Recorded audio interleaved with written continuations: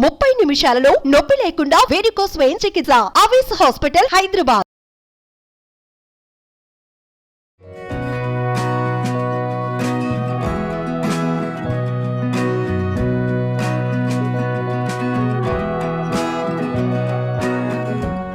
Welcome to Suman TV. ఇప్పుడు ఒక simple item చేసుకుందామండి. పప్పు కట్టు చారు. మామూలుగా మనం పప్పు కట్టుతో చారు చేసుకుంటారు, రసం చేస్తారు చాలామంది.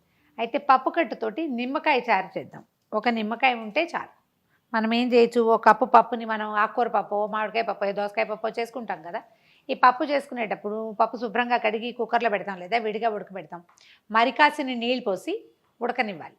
ఆ నీళ్ళని, పై నీళ్ళన్నింటినీ వాడ్చేసి రసం చేసుకోవటం, పప్పునేమో పప్పుగా వాడేసుకోవటం. ముందు ఒక కప్పు పప్పుని కుక్కర్లో పెడదాం.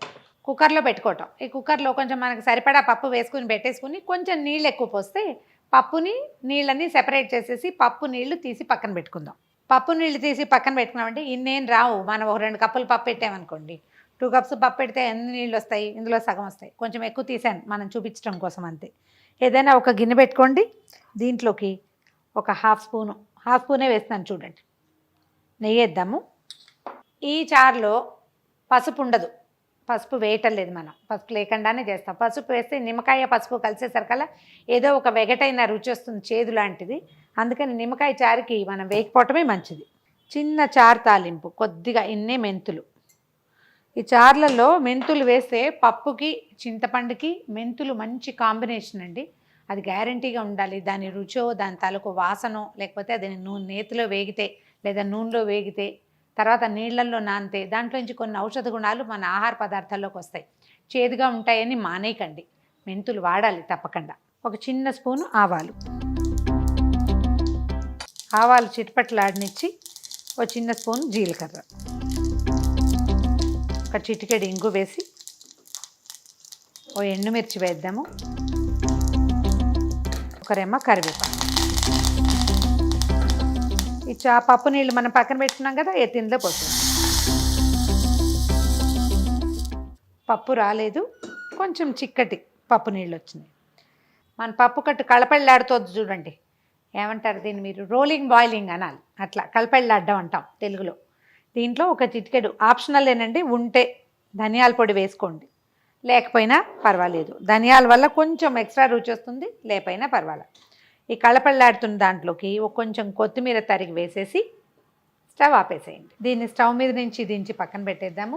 ఇందులో తిరగమాత వేసాం కదా, అదే దాని బ్యూటీ, ఇంకా వేరే ఏమీ లేదు. దీంట్లోకి ఏం చేద్దామంటే ఒక నిమ్మకాయ కట్ చేసి పిండేసేయండి. ఇది ప్రిఫరబుల్లీ ఎప్పుడు చేసుకోవాలంటే సరిగా మనం వడ్డానికి ఒక 10-15 నిమిషాల ముందు కనుక ఈ పని చేసి, చిన్న పనే కదా, తిరగమాత పెట్టడం, చారు నీళ్ళు ఒకసారి పొంగించడం, తర్వాత ఒక నిమ్మకాయ పిండితే చాలా బాగుంటుందండి. వేడివేడి అన్నంలోకి నెయ్యి వేసుకుని తింటే ఎక్సలెంట్గా ఉంటుంది. ఎవరైనా జలుబులు, సైనస్లు అలాంటి సమస్య ఉన్నవాళ్ళు నిమ్మకాయ సూట్ కాకపోతే దీన్ని చింతపండుతోటి చేసుకోవచ్చు. పప్పు కట్టు చారు అని చేసుకుంటాం. మనం ఈ తెరలేటప్పుడే ఏం చేయాలి, కొంచెం చింతపండు అంత ముద్దని వేసేసి మరిగించటమే, అంతకంటే ఇంకేం చేయక్కర్లా. ఈ పప్పు కట్టులోకి పెద్దగా చారు పొడి అవసరాలు అవి ఉండవు. ఒక నిమ్మకాయ పిండేద్దాం ఇందులోకి. చాలా మంచి వాసన వస్తుందండి. నిమ్మకాయ పిండిన తర్వాత దీన్ని స్టవ్ మీద పెట్టద్దు. ఒకటి, ఇందులో పసుపు వేయద్దు. ఈ 2 రూల్స్ పెట్టుకుంటే చాలు. సాయి పోసేస్తున్నా చూడడానికి ఎంత బాగుందో చూడండి. దీన్ని సింపుల్ సూప్ లాగా కూడా తాగడానికి ఇవ్వచ్చండి, పిల్లలకి కనుక నచ్చితే ఈ టేస్ట్. ఒకసారి ట్రై చేసి చూడండి. మనం ఏం చేయాలంటే ఇది తెరిలిన తర్వాత మిరపకాయలు మాత్రం బయటికి తీసేయండి. దీన్ని నిలవ పెడితే ఏమవుతుందంటే అతికారం వస్తుంది. అంతకుముందు బాగుంటుంది, మొదట వేడిగా ఉన్నప్పుడు బాగుంటుంది. మిర్చి నానిన కొందికి కారం దిగిపోతుంది కదా.